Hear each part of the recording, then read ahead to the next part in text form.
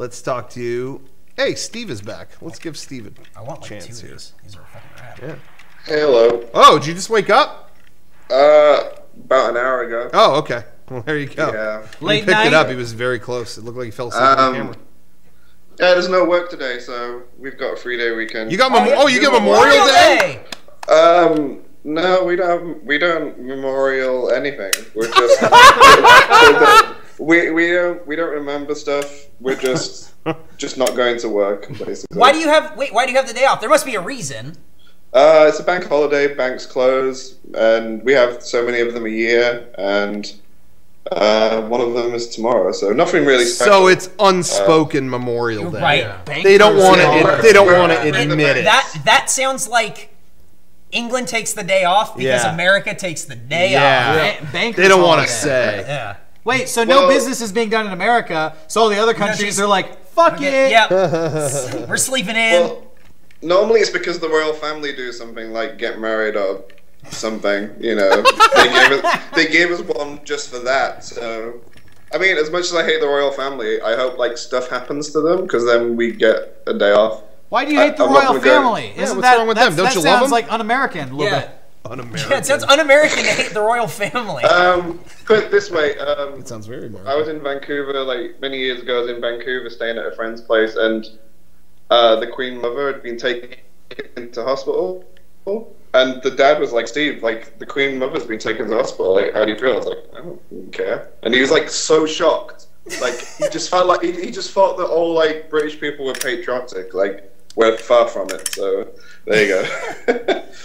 That's why he hates the royal family. Hell yeah! Fuck them. Fair enough. So yeah, my question is actually mainly to Rocco and Derrick. Yeah. Because I'm going to be in Paris like in a few weeks for Euro Game Days and stuff. Yeah. That's right. Hell yeah. Everybody, just a reminder, Euro Game Days, June 15th, right? Yes. June 15th, Euro Game Days at Paris Disneyland. A bunch of fans are going, so if you want to go, that's the time. Yeah. Anyway. Exactly. So yeah, my question is, do you have any recommendations for Paris and anything sort of at Euro Disney that I should sort of keep my eye out for? Well, we only went to Paris to see the stupid-ass museum they got there.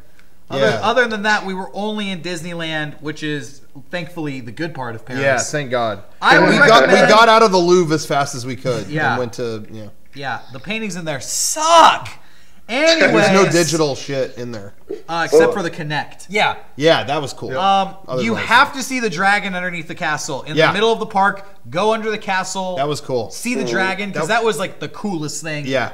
The detail, I have to say, like, there's lots I could go back and forth on why, oh yeah, this isn't like Disneyland. Oh, that's not like Disneyland. But one thing Paris Disneyland did really well is there was lots of shit to find.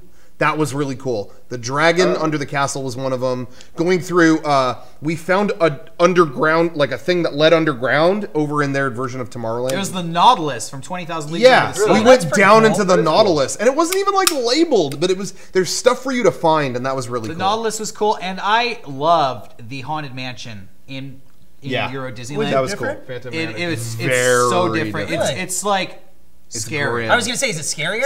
So it's just like dead bodies. Like you go at the end of the mansion, instead of going into a graveyard party, you go into a mine shaft death trap where it is just skeletons that have been caved in on, just like oh my god. This one actually has a story, and I just found this out recently. This one, because the thing with the Haunted Mansion that here in California is that it's such a mashup of a story. Like, what's the real story? They had a story, but they ripped it out because they thought it was too scary. It was it's just become such a mishmash of things. So in Paris, they said, let's make it clear what happens. And they're basically the theme of it. It's built in a mining town, and it was the mansion, like the owner who owned the place. His daughter wanted to get married, and he didn't approve. The guy who ran the house didn't approve, and eventually the mine collapsed. The house went with it, and everybody died. And then the bride went crazy, and I think she killed herself. No. The bride went crazy, and then was still trying to marry the dude, and then some dude killed her husband. It's just as convoluted. But that's why there's a dude hanging the guy at the beginning of the thing. That guy's a murderer. Oh yeah, there is. It starts with an actual. When you see the hanging body, there's a guy doing it, like holding the rope. And and instead of going into the graveyard like you do in Disneyland, you get lowered into the mine collapse, and they're all reaching for you, trying to get on the thing. It was like, wow, this is like so cool. Nightmare fuel. All right, that's fucking badass. And they talked about that's in a Disneyland. Yeah, park? and there's no partying. It is all dead people who are sad to be dead. And Tony Baxter, who's the head Imagineer dude, they asked him like, why is it so grim here? And he said, we are the only country in the world that has a grasp on funny humor, on funny scary. You know, like things can be dead and disgusting, but it's funny. Other countries don't get that. Like really, like Japan has a little bit of that. Whatever, Europe does not. And so they said, so when they built that there, they were putting jokes in it. It's like, what's the joke? He's dead. And they were like, well, let's commit to that then. And so that's why it's all horrifying. I wonder if globalization has like changed a lot of that view. Like I wonder if people are the internet. Get more of a grasp. You know what I mean? Yeah. There's so much television and media that goes around. I wonder if that's changed. Yeah. I'd be curious. Wait, I don't know, but that ride was cool. It was a cool, different take on it. What? Wait. So am I going to be on the haunted mansion going? What are the jokes? Is that what's going on? Yeah, he's gonna be haunted. Is it? Why is it so fucking serious? Are we gonna die or something? Oh man! Sorry, that's the best I could do. That's how you sound. Yeah, that's you. Yeah. Any other things in Paris that you guys really liked? Was there any like food that you were like, hell yeah, this is good? American ribs. We didn't go into the city to eat. We were only there for 2 days. Don't forget. Yeah. We flew in, went to sleep, had a day at Disneyland, went to sleep, went to the Louvre, went to sleep, flew home. Huh. Well, I'm going to be there on the Friday morning and the Saturday, and then Sunday is the game days, and then I'm going to be there Monday, coming back in the late evening. So I think I'm going to the Louvre with Rachel and like anyone else that wants to come. I would take, if you could, 2 days to go to the Louvre or go extremely early because there's so much to see there and it's all very fascinating. I mean, in one end, you're looking at Renaissance paintings from Da Vinci and Michelangelo. And then in a completely other wing, it's mummies and it's like the birth of fucking man. Yeah, like, and then in another wing, my God, in another wing, they have their ancient Persia section, and it's like actual genie lamps, and it's just like there are so many different like you go in there and you think like I'm gonna see some cool paintings, and it's like so much world history. That's what I thought it was. I didn't know that it was like I can't express how unprepared I was for that trip, like to the Louvre. I was just like, awesome art, and it was just like. I feel like the history of the species of man is all here, and I don't have time to see it all. There's mummified cats, mummified crocodiles. And that's all that we saw, and then we walked, we're like, they're going to close. We've been here 6 hours. They're going to close in a minute. And we turn a corner, and it's like, this is a chamber leading to medieval times. We didn't even fucking go in here. Right? I mean, it was just like, I can't and when you're this. going through the Egyptian section, it is like 20-foot obelisks from Egypt. Oh my God. And they have like, they have 10 of them Yeah. lined up, and you're walking just through all of them, and they're covered in hieroglyphics, and it's just like, so cool. I'm looking for the Mona Lisa. Is anybody know where that incredible. is? It's fun. Until you explain that, and you guys were like, yeah, I went to Disneyland and the Louvre, and that was like 2 days. I'm like, how the fuck? You didn't go anywhere, and I didn't know that it was that big. Holy shit. So I think Louvre is a 2 day thing. Really? I definitely do. And I was gonna say, what was I going to say? There were what was impressive about the Louvre too is also things you didn't know. There's things you already knew were going to be impressive. You know, it's like a Renaissance era, artwork. You know that's going to be amazing, and you get there, it's better than what you think. But you got what you expected. Okay, what would blow me away is when you'd see stuff that it's like, the Persian armies and their weapons. Here's a dagger and here's all the artwork they put down the blade. It's like, oh my God. You know what? I need to read about this right now, and really then you spend an hour on that. They had these at one point. They had like dividers, like Chinese dividers, but they were from ancient Persia. But they were so finely carved, wood carvings with such finite detail. I always think like, man, if I was in Persia in the year 900, it would probably be really shitty. But then I'm just looking at all these things that were in their buildings. I was like, dude, it's pretty nice. Man, it's fucking swanky. Yeah. The biggest mind blower for me though is still that there's a gallery within the Louvre of art made about the Louvre. So there's paintings from like the 1800s of people visiting the Louvre, and there's such a far back history of artwork of people visiting the Louvre. You're just in there going, ah, knowing that someday there will be a photo from 2012 of you at the Louvre. Someday they're going to show the Mega64 video that we filmed at the Louvre in the Louvre. Wow. I mean, it was just like, I can't handle this. Eating American ribs. And American ribs. Damn. Yeah. See, when like people talk about museums or whatever, paintings honestly aren't of much interest to me. That's not for me. You'd be surprised when you go there, but definitely. Honestly, I know what you mean. You're looking at American paintings that were made maybe 300 years ago at most. Yeah. You can look at 800-year-old painting with paints that can no longer be created anymore because they have radioactive material in them. When we went and it's like crazy. When we went to see the Kubrick exhibit and then we saw like the big the Renaissance work or whatever. It's cool, paintings or whatever, but when I go to a museum and it's like, this is a bowl from 800. What the fuck? How is there still a bowl? Like, that stuff blows. Like, people, I just think about, there was a guy who just sat all day and just went, well, I gotta make this fucking bowl today. Oh, yeah. For me, I mean, they had mummified cats. And it's like, there's a cat in there. There's a cat! There's a cat! It's still here. And there's little shitty paintings all over its wrapped up body, and it's like someone sat there and went, this poor cat. And it's like, I just can't believe it. That's what I think. It's all these things that are made, and I don't feel that way with paintings.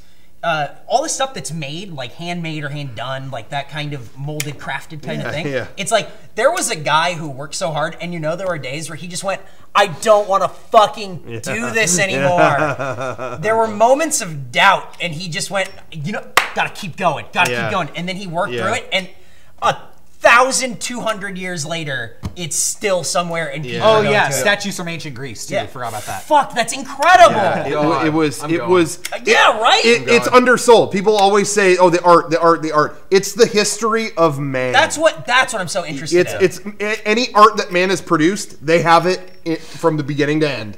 That's why you need to go to Louvre. Incredible. So fuck Disneyland. I would move Euro game days to the Louvre.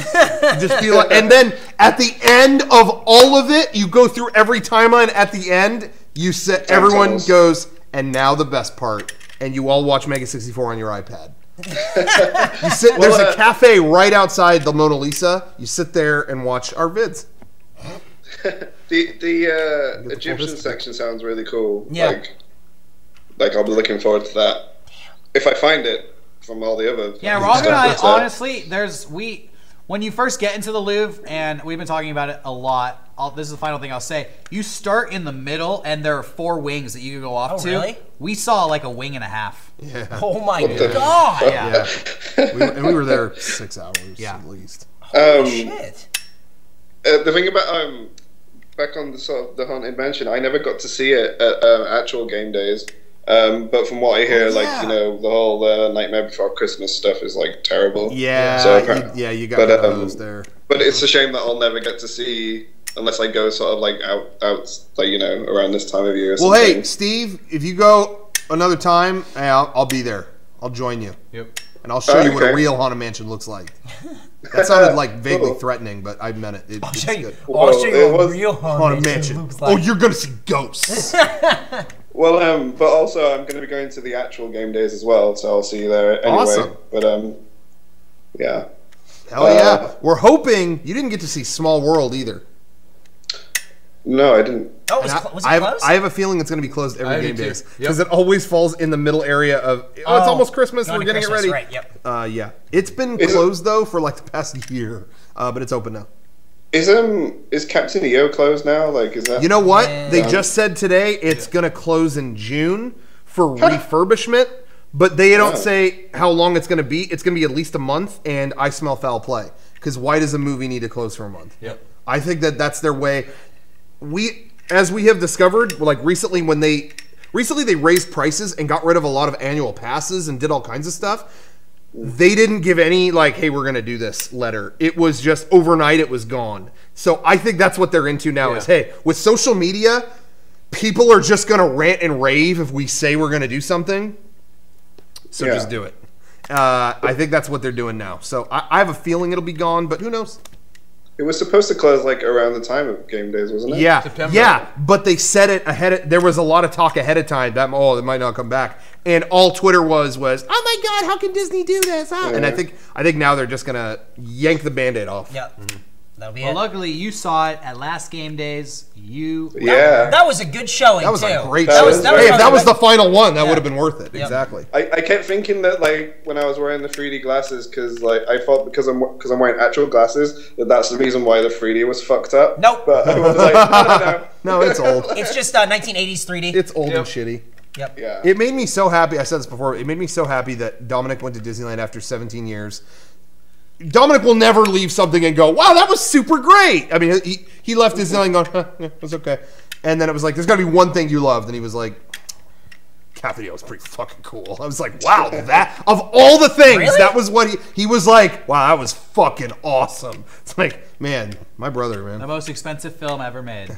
It was Yeah, for a short amount of time. I think it still is compared to money spent per screen time. Yeah, 32. So I that's a thought good question. something just passed it based on that. You know what though? Yeah, it was passed, I think, by Superman Returns was like a $250 million movie, and it was around 120 minutes. So that's about isn't that $2 million a minute? Or am I doing my math completely wrong? 240 to 120 minutes would be $2 million a minute. Yeah. But that's what Captain EO what is. Captain EO was. 32 million and it's 16 minutes. So I guess it tied it. So maybe there isn't. I don't know. Jeez. That's crazy. Yeah. Damn. Well, have There fun you at have Euro Game Days. You have to spread the Mega64 cheer to all your EU buddies. Yeah, we'll be yelling sorted a lot and all that sort of stuff. So when people go, why are you yelling sorted? And I'll be like, www.mega64. Oh, and you have to have an official lunch in the barn. In the back of game days, in the westernized part of Euro Disneyland, and you need to sing "I Am a Real American." Yeah, that's gonna be Derek's official decree. That's what you have to do. You gotta sing it. Sorry. I'm not too keen on that, but Wow. maybe I'll do All right, it. so Steve loves the royal family. Sorted. Okay, well, it was good talking to you guys. Yeah. Thanks, Take care, Steve. man. Have a I'll good see one. you in November. So. All right, yeah, see man. you then. See you then. Goodbye. Take it easy. Bye. Do non-Americans not like singing "I'm a Real Yeah, American"? that's weird, Because right? here's the thing: even if I wasn't American, that's just such a fucking badass song. Yeah. And it's just like so good. I would sing it even if I was like the most un-American thing you could be. Right? And isn't that weird that Hulk Hogan's theme song was "I'm a Real American"? It got you all pumped up. Yeah. Macho Man Randy Savage came out to the Graduation song. Dun dun dun dun dun. dun. Swear to God. Oh man. It had a cool intro, but like that's what he came out to. Pomp and Circumstance. That's crazy to me. Fucking circumstance. There you go. I have to apologize to Steve Barker because I thought his name was Steve Baker up until about 3 weeks ago. Whoops.